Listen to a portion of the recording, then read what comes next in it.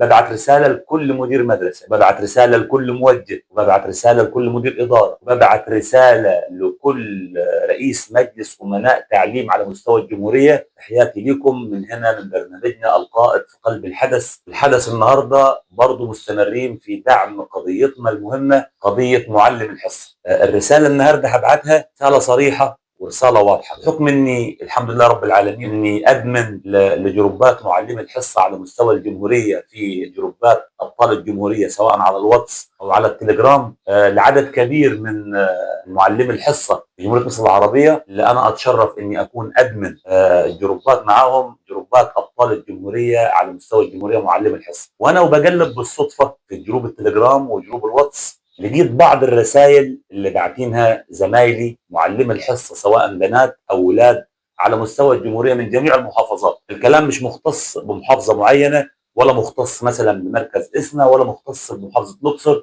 ولكن الكلام عام على مستوى الجمهوريه. الرساله مبعوثه على جروب التليجرام، واكثر من رساله بنفس الصيغه على جروب الواتس. الرساله بتتكلم في ايه؟ بتتكلم في اني بالنسبه لمدير المدرسه، مدير المدرسه والموجه بتاع الماده او مدير الاداره او لجنه من المتابعه، المعامله اللي بتتعامل مع معلم الحصه او مع بعض معلم الحصه. لقيت اكثر من رساله من واحده زميله او واحد زميل كاتب رسائل انه بيتعرض لاهانه وتقليل من القيمه والقامه بتاعت معلم الحصه، على انه لسه قال ايه يعني، يقول له انت لسه قال اسمك مكتوب بالقلم الرصاص، اسمك مكتوب بالقلم الرصاص. طيب انا عايز اقول كلمتين. اولا، المسميات الوظيفيه في المصالح الحكوميه كثير. يعني عندنا في وزاره التربيه والتعليم حاجه اسمها معلم خبير، معلم اول، موجه اول، موجه ماده، مدير مدرسه، وكيل مدرسه، ده شغال بالحصه، شغال على الصندوق، شغال على صندوق المحافظه، ده شغال بعقد مؤقت، ده شغال بعقد شامل. كل المسميات الوظيفيه دي قدام الطالب ملهاش اي قيمه. كل المسميات الوظيفيه دي قدام الطالب ملهاش اي قيمه. الطالب ما يعرفش غير مدير المدرسه والاستاذ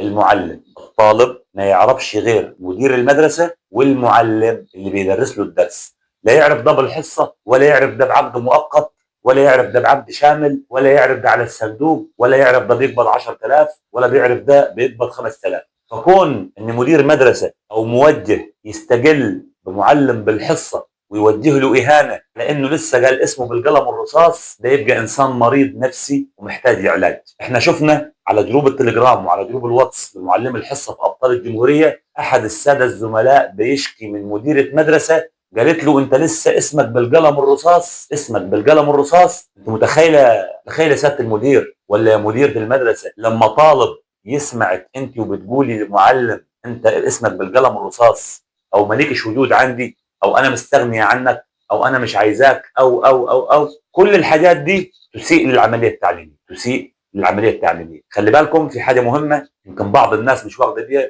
يشترط للمعلم حصوله على المؤهل التربوي، يشترط للمعلم حصوله على المؤهل التربوي. هو بياخد ليه تربوي؟ هو ليه بيروح يعمل دبلومه تربويه؟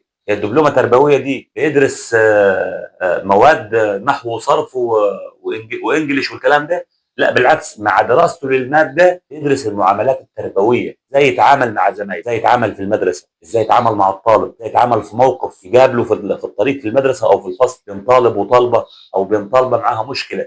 الامور التربويه قبل التعليم، يعني قبل ما انك تكون معلم وبتشرح الماده لازم تكون ملم بالامور التربويه، لان الوزاره اسمها ايه؟ اسمها وزاره التربيه والتعليم. فانا دلوقتي طالع من هنا من مكاني من على صفحتي رساله مهمه، ابن من ابناء الوزاره وزميل لاخواتي المعلمين في الحصه وزاره التربيه والتعليم. ببعت رساله لكل مدير مدرسه، وببعت رساله لكل موجه، وببعت رساله لكل مدير اداره، وببعت رساله لكل رئيس مجلس امناء تعليم على مستوى الجمهوريه، رجاء يبقى في اجتماعات باستمرار في الادارات مع الموجهين، مع مدير المدارس، كيفيه التعامل مع المدرس ايا كان نوعه الوظيفي ايه قدام الطالب. انت كمدير مدرسه لما تقلل من حجم المعلم قدام الطالب مش هيعرف يوقف قدام الطالب ولا يأدي اللي عليه. فدي نصيحه بقدمها، وارجع في نفس القصه واتكلم في كلمتين اتنين. اي مدير مدرسه واي موجه واي مدير اداره قاعد على كرسي، او خلي بالك الكرسي اللي انت قاعد عليه مش دايم، ولو دايم ما كنتش انت جيت قعدت عليه، كان اللي قبلك استمر عليه. فنصيحه، الدين معامله. السلام عليكم.